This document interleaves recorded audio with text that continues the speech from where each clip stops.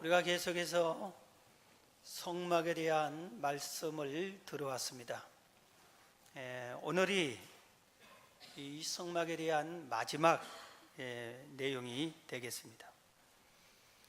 우리가 이 성막에 대해서 간단하게 살펴보면은 성막은 이 땅에 지은 수많은 여러 가지 건물, 집들 중에서 유일하게 하나님이 직접 설계하고 하나님이 직접 건축 감독하다시피 해서 세운 하나님의 집입니다. 그렇기 때문에 이 성막은 너무나 귀한 것입니다. 성막을 건축할 때에 우리가 그동안 배운 것처럼 울타리를 먼저 쳤다고 그랬어요. 울타리를 치고 동쪽의 문을 통해서 들어가면은 성막들이 보입니다. 이 성막들에는 번제단이 있고 물두멍이 있다고 그랬어요. 그래서 번제단에서는 우리들이 가지고 오는 양과 송아지나 염소나 이런 짐승들을 거기서 잡아서 피 흘리고 피를 뿌리고 태울 것은 태워서 드리는 그 제사의 장소입니다. 제물을 바치는 장소입니다. 물두멍은 제사장들이 성소에 들어갈 때 반드시 손과 발을 깨끗하게 씻어야 되는 그런 역할을 하는 곳이라겠습니다. 이제 성막 안에 이 울타리 안에 또 직사각형 모양의 성막이 채워져 있는데 거기는 성소와 지성소로 나눈다고 그랬습니다. 성소에는 떡상이 있고 그리고 금촛대가 있고 분향단이 있다, 이렇게 우리가 배웠습니다. 오늘은 마지막 하나 남은 이 성막 전체에서 가장 깊숙이 가장 귀한 곳에 있는 지성소에 대해서 우리가 배우겠습니다. 성막 전체가 아주 귀합니다. 하나님이 직접 설계하시고 하나님이 직접 건축에 관여한 너무나 소중한 이 집입니다. 그런데 이 성막 전체에서 지성소는 가장 존귀하고 거룩한 장소입니다. 왜냐하면 이 지성소 안에 여호와의 궤, 언약궤, 여호와의 언약궤 또는 법궤 또는 이렇게 증거궤, 이런 말씀으로 하는 이 궤가 있기 때문에 그렇습니다. 이 궤 안에는 아주 소중한 물건 3가지가 들어있어요. 그래서 이 궤가 귀한 겁니다. 그래서 오늘 이 3가지를 배우는 겁니다. 자, 오늘 이 지성소가 왜 귀하냐면은 오늘 본문에 출애굽기 25장 1절부터 사실 본문인데 시간이 없어서 10절부터 낭독했는데 오늘 본문 22절을 보십시다. 22절 출애굽기 25장 22절을 보면은 거기서, 그러니까 지성소에서 내가 너와 만나고 그랬어요. 하나님이 만나는 장소, 우리를 만나주는 장소가 지성소입니다. 거기서 내가 너와 만나고, 그 다음에 속죄소위 곧 증거궤 위에 있는, 증거궤라겠죠, 언약궤, 법궤, 거기에 있는 두 그룹 사이에서 내가 이스라엘 자손을 위하여 너에게 명령한 모든 일을 내게 이르리라. 지성소에서 하나님을 만나고 하나님이 또 이 지성소에서 하나님의 사람을 통해서 이스라엘 백성을 위해서 하고 싶은 말, 해줘야 할 말씀을 거기서 해준다 이겁니다. 그렇기 때문에 이 지성소가 얼마나 소중한가를 우리가 알 수 있습니다. 하나님이 성막들에서 만나주겠다, 성소에서 만나주겠다 아니라 지성소에서 내가 만나주겠다, 지성소에서 만난다. 그 다음에 하나님께서 우리에게 하나님이 하시고 싶은 말씀을, 그 말씀은 우리를 위한 말씀을 했어요. 오늘 거기 22절에 내가 이스라엘 자손을 위하여 너에게 명령한 모든 일을 내게 이르라 그랬잖아요. 우리를 위해서 말씀해 주는데 이 말씀을 해주는 곳이 바로 지성소다 이겁니다. 그래서 우리는 신앙생활을 할 때에 성전 뜰만 밟는 사람이 되어서는 안 돼요. 교회만 왔다가리 갔다리 이렇게 하는 사람이 되어서는 안 돼요. 그리고 성소 안에 왔다고 해서 다 됐다고 그렇게 생각하는 사람도 있습니다. 그래서는 안 돼요. 지성소까지 들어가야 돼요. 할렐루야. 지성소로 올라가야 돼요. 지성소 안으로 들어가야 돼요. 우리는 언제나 성막에 올 때마다 지성소 안에 들어가야 돼요. 교회 올 때마다 하나님을 만나고 하나님의 말씀을 새기고 이렇게 지성소까지 우리는 들어와야 이게 올바른 신앙생활입니다. 자, 그러면은 지성소 안에 세 가지 아주 귀한 것이 있다고 했는데 그 세 가지가 뭔가 아무 것이나 거기다 넣어놓을 수는 없어요. 하나님께서 넣어놓으라고 한 귀한 것들만 거기다 넣어놓습니다. 먼저는 십계명 돌판입니다. 십계명 두 돌판을 거기에 넣어두었습니다. 우리가 잘 아는 대로 하나님께서 십계명을 주실 때 어떻게 하셨어요? 모세에게 너는 시내산으로 올라오라 그랬습니다. 그래서 시내산에 올라갔어요. 이스라엘의 시내산이 있어요. 그 시내산에 모세를 불렀어요. 그래서 모세가 시내산에 올라갔습니다. 이스라엘 백성 올라오지 말라 그랬습니다. 시내산에 모세가 올라가서 40일 동안이나 금식하며 기도합니다. 이때 구름이 시내산을 빽빽하게 감싸고 하나님이 임재하실 때 천둥과 번개치는 우렁찬 소리와 함께 나팔 소리와 함께 하나님이 시내산에 친히 강림하셨어요. 그리고 거기서 40일 동안 금식하며 기다린 모세에게 하나님이 손수 친히 쓰신 십계명 두 돌판을 모세에게 주었습니다. 그래서 우리가 이 십계명 내용을 또 설교를 통해서 지난번에 또 다 배웠어요. 십계명이 뭔 것을 우리 상식적이지만 다시 검토했어요. 이 하나님이 주신 하나님이 손수 친히 기록한 이 십계명 돌판이 여호와의 궤 안에 들어있는 겁니다. 그러니 얼마나 이 여호와의 궤가 귀하고 그 지성소 안이 얼마나 소중한 것을 간직하고 있는가를 알 수 있어요. 오늘 하나님이 왜 이 여호와의 궤에 십계명 돌판을 넣었을까? 이것은 하나님이 세상을 말씀으로 통치하겠다는 증거입니다. 말씀으로 세상을 통치하시는 거예요. 하나님이 직접 나타나셔서 통치한 게 아니라 하나님은 말씀으로 통치해요. 그래서 십계명 돌판 안에 하나님의 말씀을 넣어놓은 겁니다. 말씀이 기록된, 계명이 기록된 내용이 거기 있는 겁니다. 또한 하나님의 말씀이 가장 중요하다는 것을 표현한 거예요. 가장 귀중한 이 지성소, 그 지성소 안에 있는 여호와의 궤 안에 들어간 하나님의 말씀이 가장 귀하다 이겁니다. 가장 귀중하다. 그래서 우리는 세상에서 가장 귀중한 것이 하나님의 말씀인 줄 알아야 돼요. 어떤 분이 북한에서 내려오실 때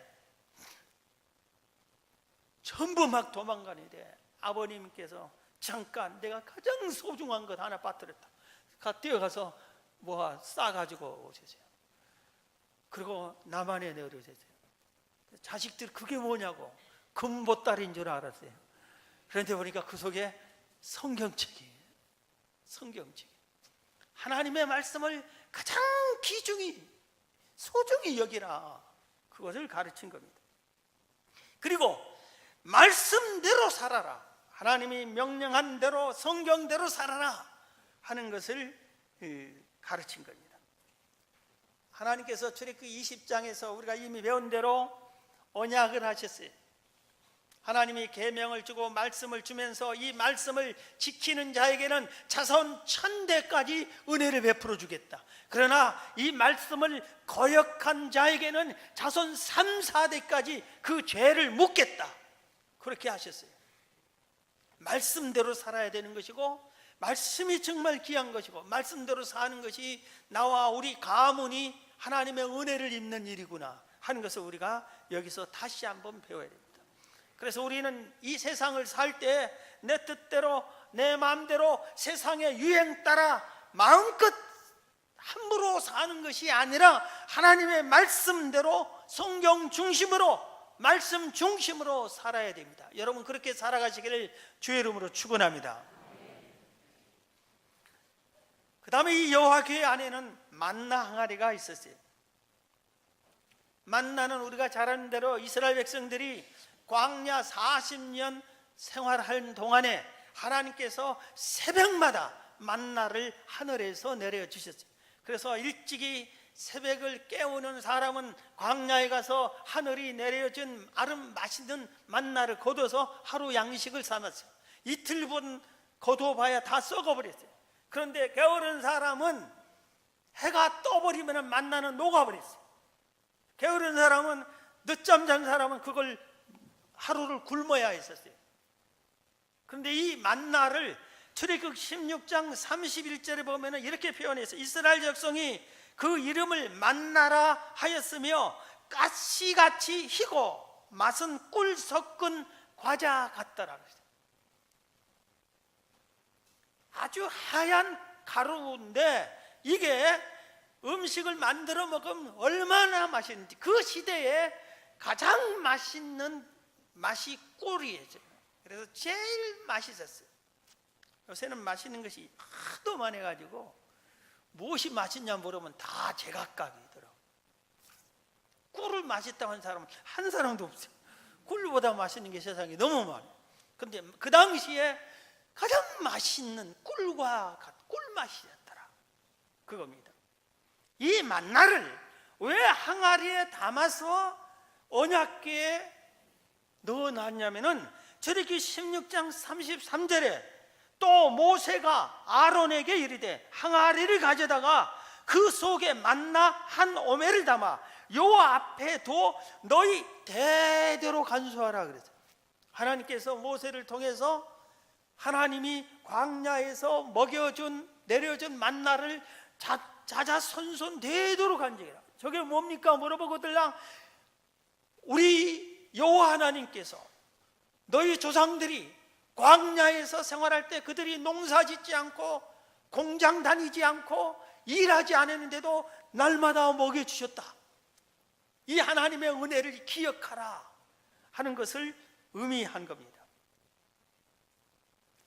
여러분, 하나님이 대대로 간수하라고 했지만 또 다른 의미가 있어요. 왜 만나를 간수하라고 했을까? 이겁니다. 왜 그랬을까요? 이것은 하나님께서 우리를 너희들이 이 세상에 사는 동안에 항상 먹을 것, 입을 것을 내가 책임져 주겠다 하는 의미입니다. 할렐루야.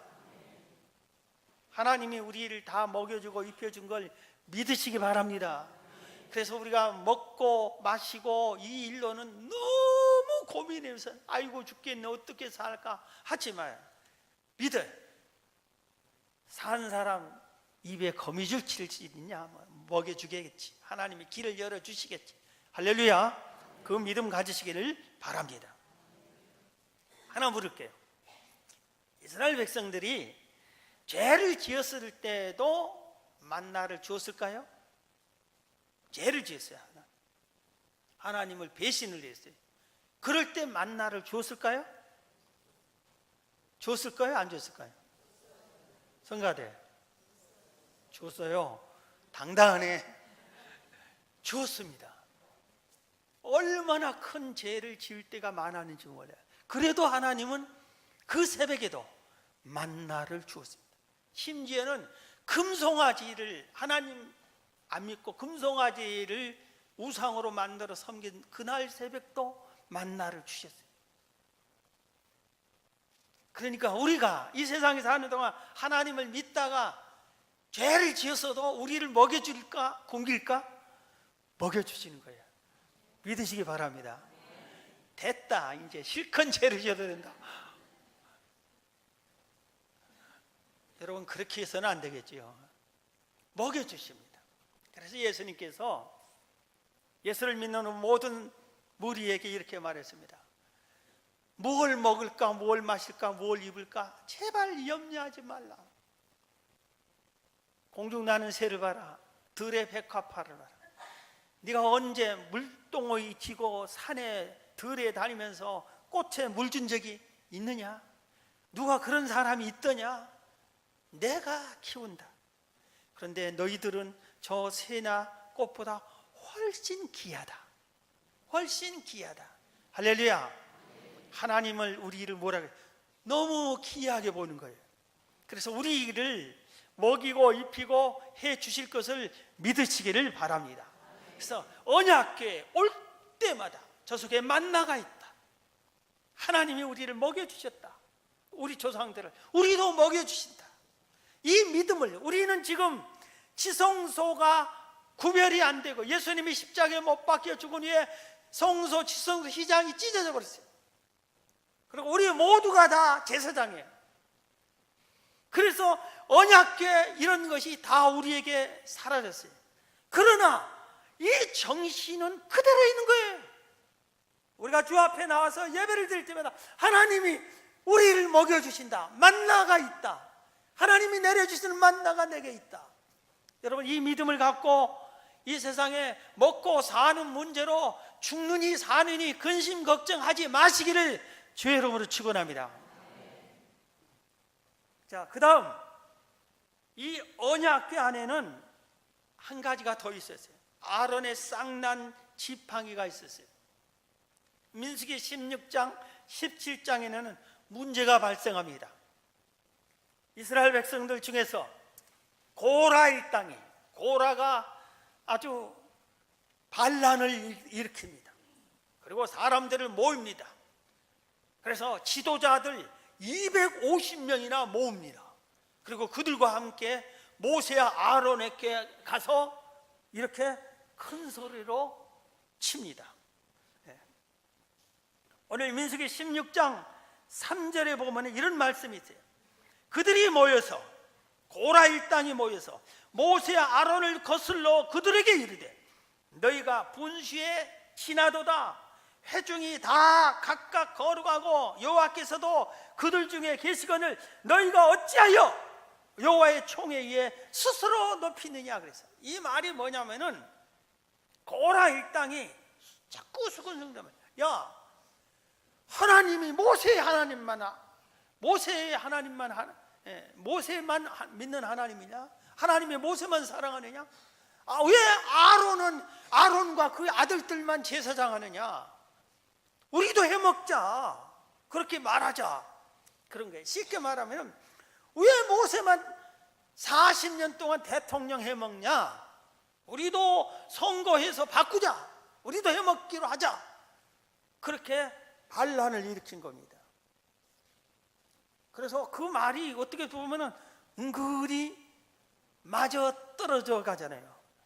나도 뭔가 한번 해보면, 가서 나도 제사장 노릇 한번 해봤으면, 나도 모세처럼 한번 백성들을 여러분 출발합시다, 멈추세요 하고 지도자 노릇 해봤으면, 이런 생각이 스며드는 거예요. 마귀의 생각이 스며든 겁니다. 그래서 웅성웅성하고 그래 일리가 있다 하고 사람들이 마음이 동요되기 시작합니다. 이때 이 일을 하나님이 수습합니다. 그리고 모세에게 말합니다. 그래서 민수기 17장에 보면은 이렇게 말합니다. 이스라엘 12지파는 대표가 마른 막대기 하나씩을 전부 들고 오너라. 그리고 거기 대표 이름을 써라. 그리고 이 마른 막대기를, 이스라엘은 12지파예요.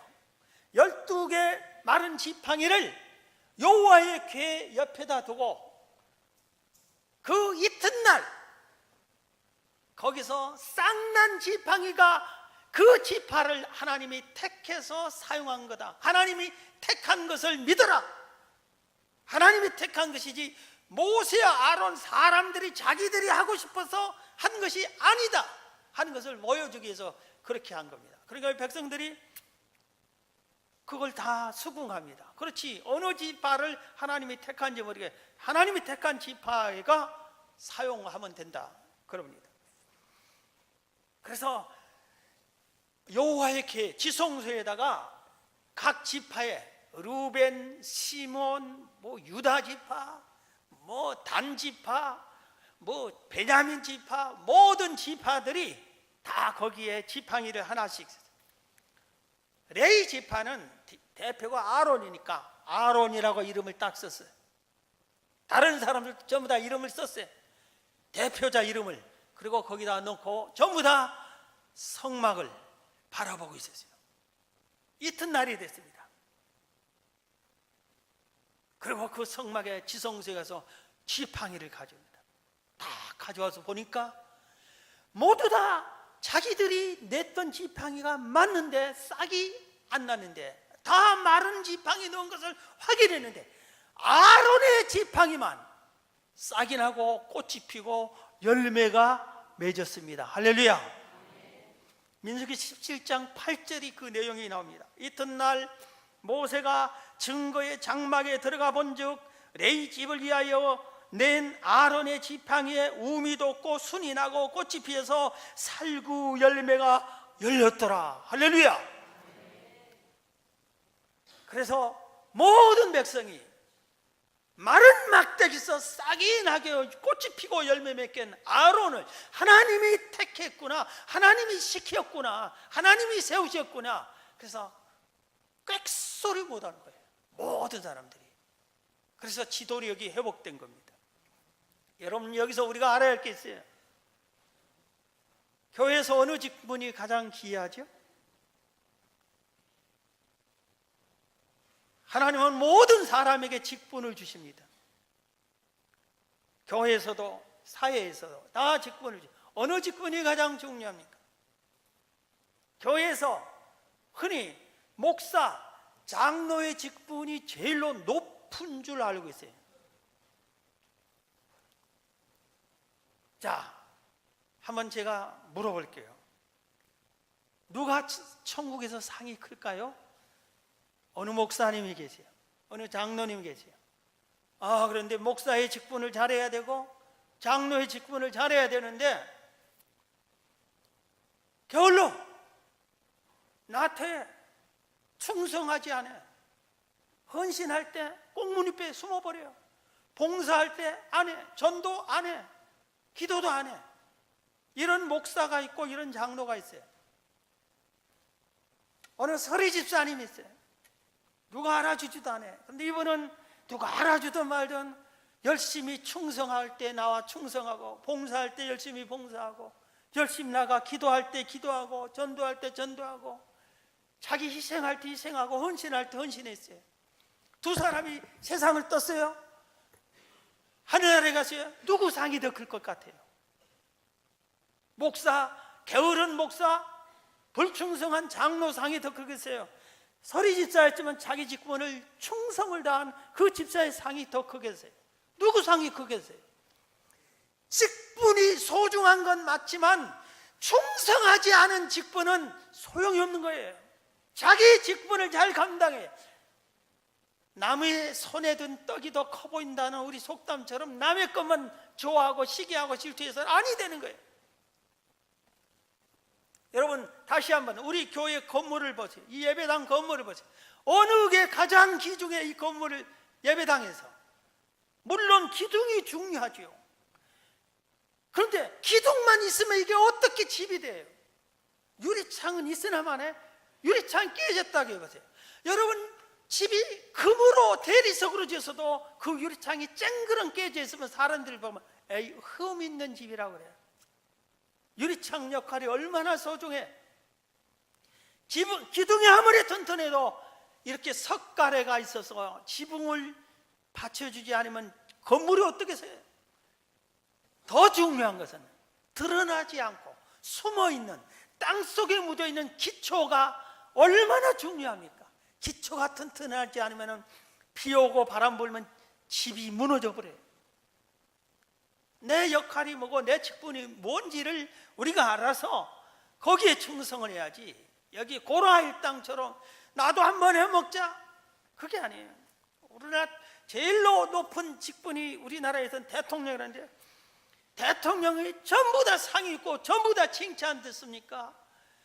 저 사람은 안 했으면 얼마나 좋은 사람이 잘못해서 대통령 해가지고 감옥에 가고, 예? 가문의 누가 되고 그런 사람도 있잖아요. 대통령 직분이 중요한 게 아니라 일반 시민이라도 법을 지키고 모범 시민이 되면은 그 사람이 나라를 빛내는 겁니다. 여러분, 아론의 쌍난 지팡이는 또 하나의 좋은 의미가 있습니다. 그것은 부활을 상징합니다. 또 한 번 다시 강조합니다. 성막은 예수 그리스도를 상징한다고. 모두 다 바짝 마른 막대기를 가져왔는데 하나님이 역사하시니까 아론의 지팡이에서는 꽃이 피고 열매가 맺었어요. 살아났어요. 살아있는 지팡이가 됐어요. 이것은 부활을 의미합니다. 마른 막대기를 살리신 전능하신 하나님이, 예수님이 죽으시니까 다시 부활시키셨어요. 할렐루야. 우리도 죽음으로 끝나는 게 아니라 다시 예수님 재림하실 때 부활하신 것을 믿으시길 바랍니다. 그래서 아론의 쌍난 지팡이는 귀한 직분을 상징하기도, 내 직분이 소중한 걸 상징하기도 하지만 부활 신앙을 의미합니다. 부활 신앙을 갖기를 주의 이름으로 축원합니다. 자, 그러면은 오늘 보면 출애굽기 25장에서 앞부분을 읽지 않는데, 앞부분은 무슨 내용이냐면은 이제 성막을 다 이렇게 설명을 하고 건축하는 내용이 나옵니다. 성막 건축 내용이 나옵니다. 성막 건축도 모세가 하나님이 준 설계도로대로 마음대로 짓는 게 아니에요. 하나님께서 이렇게 말씀하셨어요. 자, 우리 출애굽기 25장 1절 이하를 보겠습니다. 여호와께서 모세에게 말씀하여 이르시되, 이스라엘 자손에게 명령하여 내게 예물을 가져오라 하고 기쁜 마음으로 내는 자가 내게 바치는 모든 것을 너희는 받을지니라. 너희가 그들에게서 받을 예물은 이러하니 금관과 녹과 청색, 자색, 홍색 실과 가는 배실과 염소 털과 붉은 물들인 순양의 가죽과 해달의 가죽과 조각목과 등류와 관유에 드는 향료와 분향할 향을 만들 향품과 호마노며 애복과 흉패에 물릴 보석이니라. 내가 그들 중에 거할 성소를 그들이 나를 위하여 짓되 물은 내가 내게 보이는 모양대로 장막을 짓고 기구들도 그 모양을 따라 지을지니라 그랬어요. 할렐루야. 하나님이 모세에게 성막 건축을 이렇게 하라 하면 이미 설계도는 모세에게 보여주고 가르쳐 줬어요. 그리고 모든 기구도 다 설계도를 주고 가르쳐 줬어요. 이제 건축을 해야 되는데 성막 건축할 사람도 우리가 지난번에 배웠잖아요. 부살셀과 또 이 두 사람을 세워서 지혜를 줘서 그런 기구들을 만들게 해서 그들이 총책임자가 돼서 성막을 만들기 시작을 합니다. 그런데 성막을 이렇게 만들려고 하려면은 물질이 있어야 되잖아요. 성막을 만들 금으로 다 조각목으로 만들고 금으로 씌워라. 이건 금으로만 만들어라. 이건 천을 배실, 청색, 자색, 홍색 실로 수놓아서 만들어라. 해달의 가죽을 입혀라. 그런 것들이 성막을 건축하는데 물품이 있어야 되잖아요. 그런데 그것을 가져오라고 해라. 그런 거예요. 오늘날 말하면 성전 건축 헌금을 하라고 해라. 그리고 성전 건축을 시작해라. 건축 헌금을 받아라. 그렇게 말한 겁니다. 자, 우리 한번 여기서 생각합시다. 자, 이스라엘 백성들이 어떤 사람들이에요? 400년 동안 노예 생활했던 사람들이에요. 그들은 은과 금과 성막 건축할 때 필요한 모든 물질이 가지고 노예였기 때문에 없어요. 노예는 재산이 없어요. 노예는 재산. 이 당시에 수십 년 전에도 어떤 분은 이 성막이 약 200억, 현 시가로 200억은 넘을 것이다. 돈으로 따지면 그렇게 엄청난 그 비용이 드는 성막이었어요. 그런데 노예였던 사람은 재산이 아무것도 없어. 노예였기 때문에. 월세방도 하나도 없었어. 그들은 노예였기 때문에. 이런 사람들이었는데 거기서 나왔어요. 누구 집이 있는 사람이 있을 수도 없지만 집이 있다, 집을 지고 오는 거예요. 집 문서 가지고 와? 그게 무슨 소용이 있어요? 지금 두 번 다시 애굽으로 안 가는데, 애굽으로 가면 노예가 되는데, 아무것도 없는 사람들이에요. 광야에서 무슨 공장을 다녀, 회사를 다녀, 광야 생활만 하는 건데 아무것도 없어요. 그런데 하나님은 가져온 건축원금을 내라고 해라, 이렇게 말한 겁니다. 그것도 금과 은으로, 노수로, 그리고 해달의 가죽으로, 순양의 가죽으로, 청색, 자색, 홍색 실로 이렇게 품목을 정해주고 가져오라고 했습니다. 그러면서 중요한 것을 얘기했어요. 기쁜 마음으로, 2절 출애굽기 25장 2절, 기쁜 마음으로 내는 사람 것만 받아라 그랬습니다. 즐거운 마음으로 하나님께 바치는 것만 가져오라, 이렇게 말씀을 한 겁니다.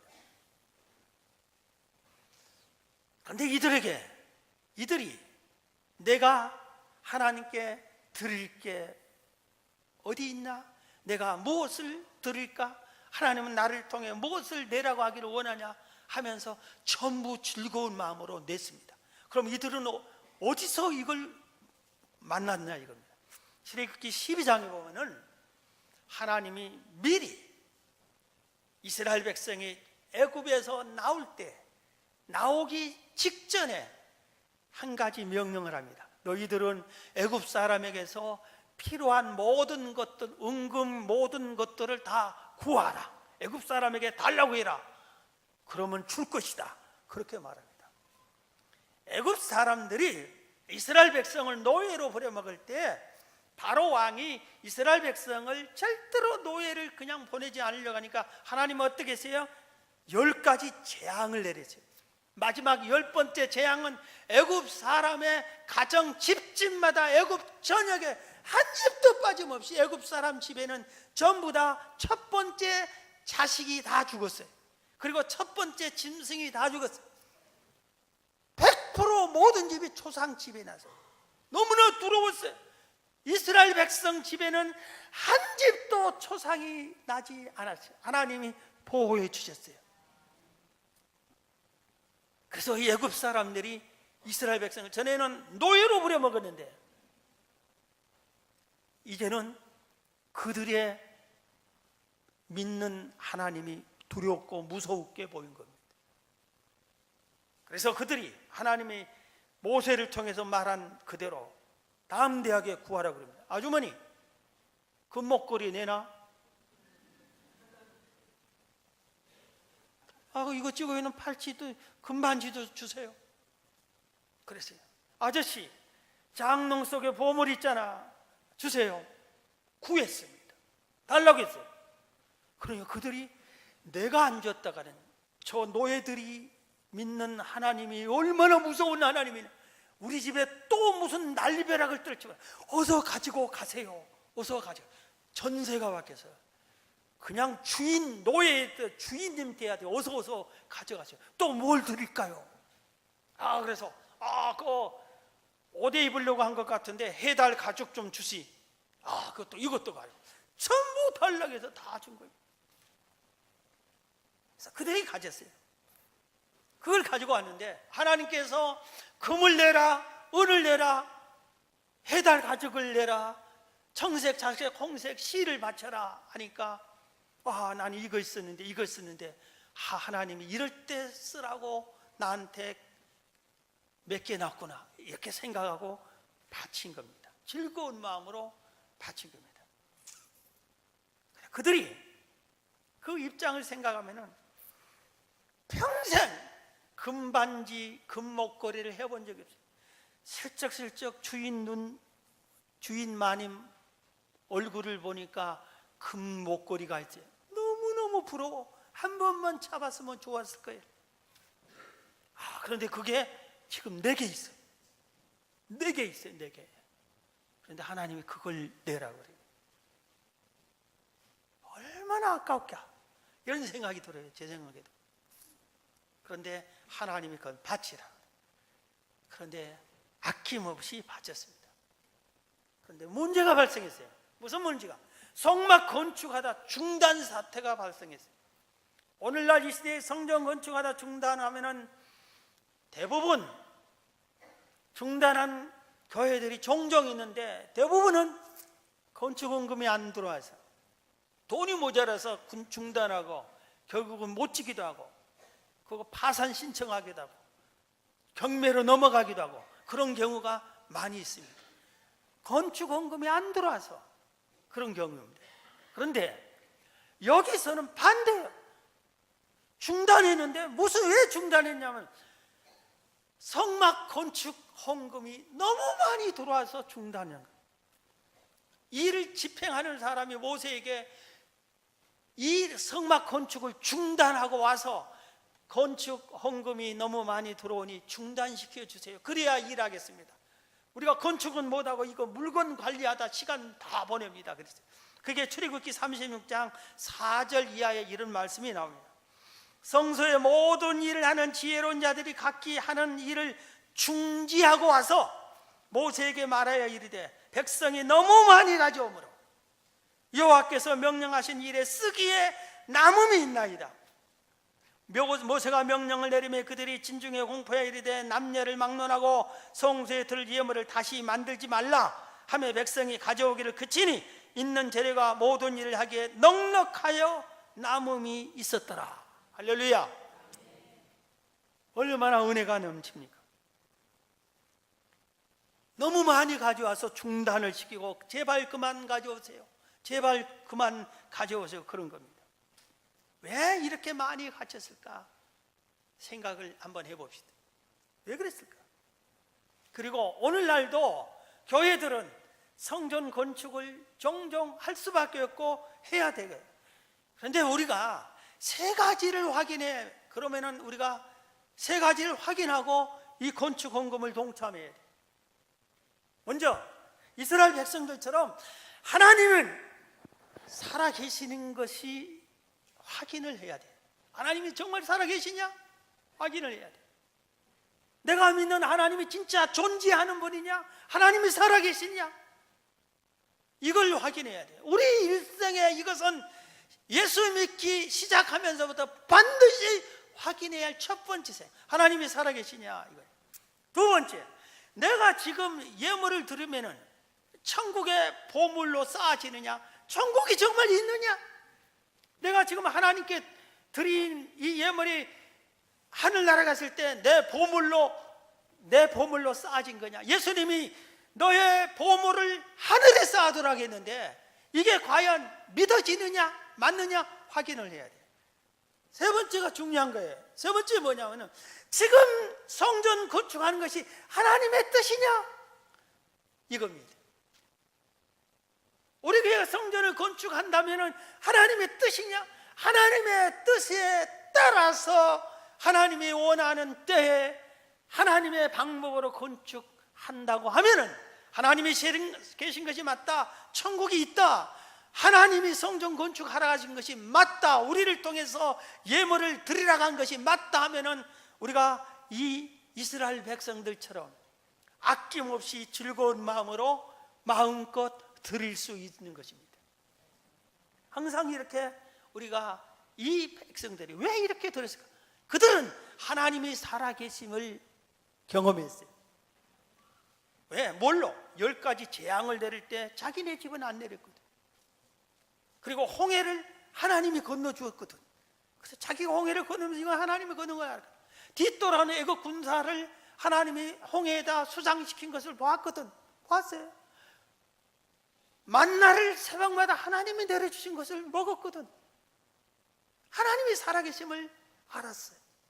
하나님의 계심을, 하나님이 강림하신 것을 알았어요. 그리고 모세를 시내 산에 불러서 하나님이 말씀하시는 것을 그들이 알았어. 이건 성막 건축은 하나님의 뜻이라는 것을 알았어. 그렇기 때문에 평생 노예로 살면 한 번도 만져보지 못했던 금목걸이, 금팔찌, 각종 보물을 하나님이 바치라니까 아낌없이 하나님께 바친 것입니다. 우리의 신앙이 이런 신앙이 가져야 돼. 하나님이 계신 것 같지도 모르고 천국이 있는 것도 믿어지지 않은데 뭐 하려고 헌금을 해? 그런 사람은 내서는 안 돼요. 그리고 내면서 왜 막 속상하면서 이런 건축 왜 헌금을 또 하라고 그러지? 이렇게 짜증나는 헌금을 뭐 하라네요. 하나님은 기쁘게 넣은 것만 받으라고 그랬어요. 감사하면서 낸 것만 받으라고 그래요. 자, 오늘 말씀을 마칩니다. 성막을 마무리합니다. 사랑하는 성도 여러분, 오늘날의 성막은 교회입니다. 우리가 성전 뜰만 밟아서는 안 돼. 성소 안으로 들어왔다고 다 된 게 아니에요. 지성소 안으로 들어와서 하나님을 만나야 돼. 하나님을 만나고 지성소에서 외친 하나님의 말씀을 내 마음에 새겨야 돼. 다 잊어버리지 말고 생활 속에서 하나님이 뭐라 그랬지? 하나님이 이때는 어떻게 살라고 했지? 하나님의 말씀대로 살아야 됩니다. 그리고 하나님의 뜻에 순종하면 되는 겁니다. 여러분, 지성소를 사랑하십시오. 지성소를 사모하십시오. 지성소의 신앙인이 다 되시기를 주의 이름으로 축원합니다.